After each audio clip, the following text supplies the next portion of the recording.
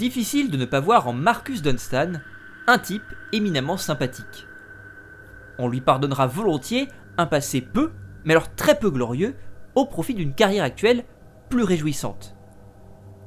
Lauréat de la saison 3 du Greenlight Project avec son compère Patrick Melton, pour le scénario du trop cynique pour être honnête Fist, déporté sur la franchise Saw après que James Wan et Lee Whannell aient enfin fui le navire déjà bien trop longtemps après le naufrage de la saga, le scénariste de l'improbable Saw 4, du tout pas gore Saw 5, de la boucherie bien nommée Saw 6 et de l'hilarant Saw 3D, a dans l'idée de proposer son projet de préquel à la fameuse franchise torture pornesque intitulée The Midnight Man. Le scénario sera rejeté. Qu'à cela ne tienne, Dunstan veut mener à bien la chose et remanie tout son travail afin d'effacer toute trace de la mythologie créée par Wan et son compère Whannell. The Collector est né. Autant le dire de suite, bien sûr, toute ressemblance avec le soap opera en 8 épisodes du cinéma d'horreur ne sont absolument pas fortuites. The Collector est roublard et racoleur, certes, mais, et là est la différence avec Saw, il roublarde et racole d'une manière fort étonnamment généreuse et jouissive.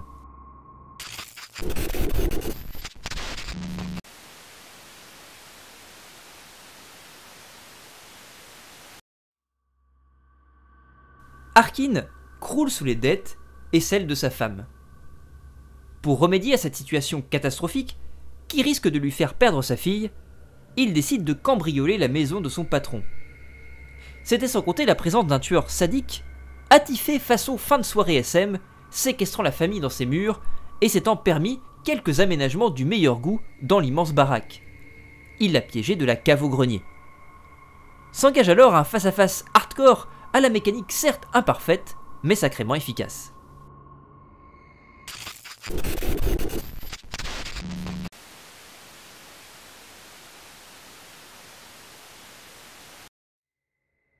On peut reprocher bon nombre de défauts à l'œuvre.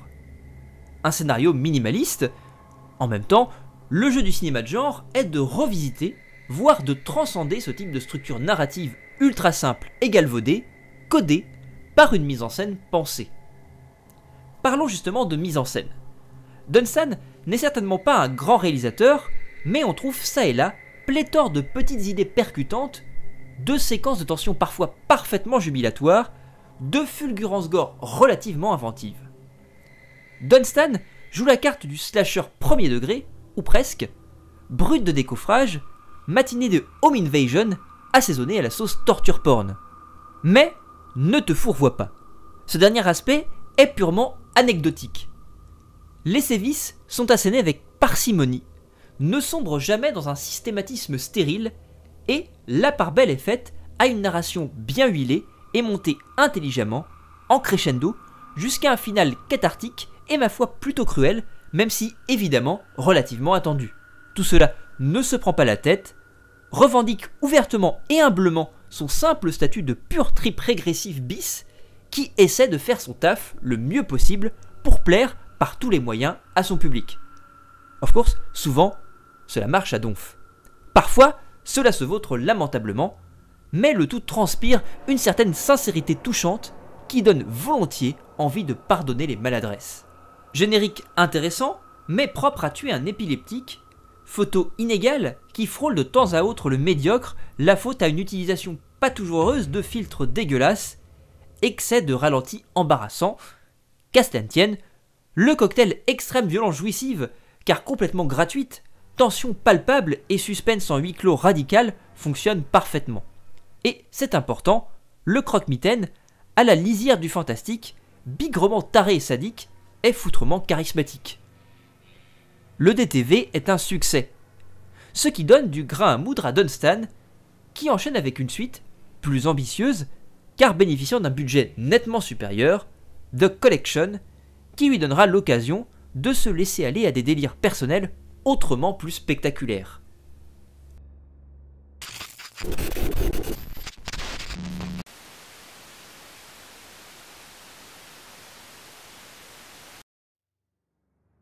Dunstan, pour le second volet de ce qu'il envisage comme une trilogie, le troisième opus a d'ailleurs été enfin annoncé la semaine passée, s'en donne à cœur joie.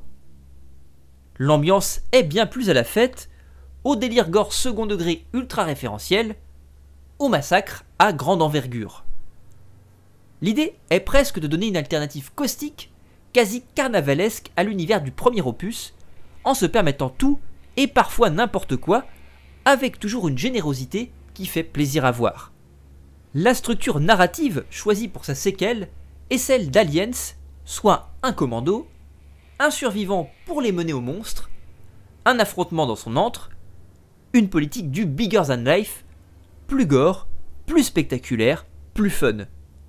Les pièges se multiplient, le body count explose, le sang coule à flot. Le collectionneur devient un tueur de masse qui, en guise d'amuse-bouche, débite une foule d'adolescents crétinoïdes avec un rabatteur de moissonneuse-batteuse dans une boîte de nuit, histoire, dixit Marcus, de faire table rase des clichés dès l'introduction. Mais venons-en tout d'abord à ce dont il s'agit. La fille d'un milliardaire est enlevée par le collectionneur après que celui-ci ait mis à exécution l'un de ses pièges dans la susnommée boîte de nuit. Arkin, qui a réussi à échapper à son bourreau, est approché par un commando qui, sous la menace, le contraint à le mener là où il fut séquestré, à la collection, pour retrouver la fille de son employeur. Le maître des lieux ne va évidemment pas se laisser faire.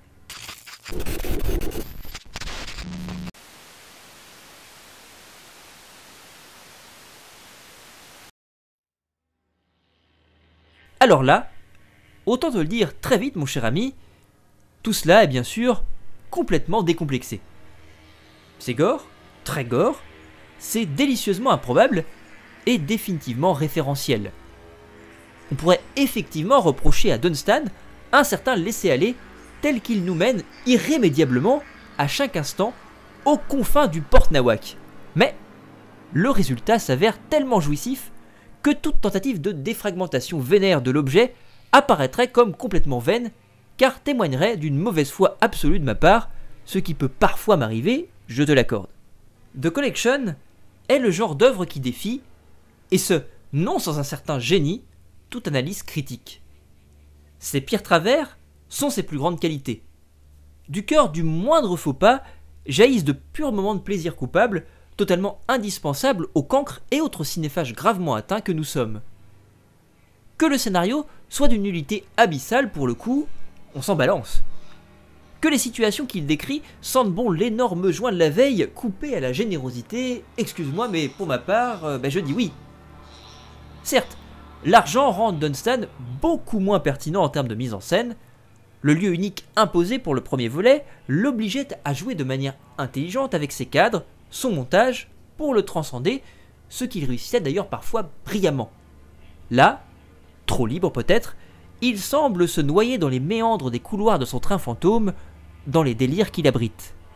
Tout semble très fragile, et certaines idées, pourtant bonnes, tombent à plat, la faute à une mise en image bancale.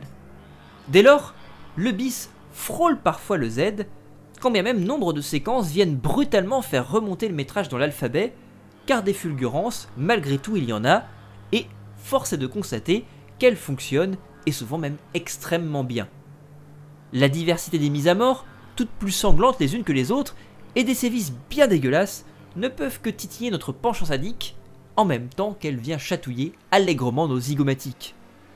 Bien sûr, l'attention n'est plus du tout au rendez-vous, la pantalonnade grand guignolesque est de mise, le rythme se doit d'être toujours plus soutenu, sans temps mort, mais des morts tout le temps, les péripéties les plus absurdes s'enchaînent dans la joie et dans la bonne humeur.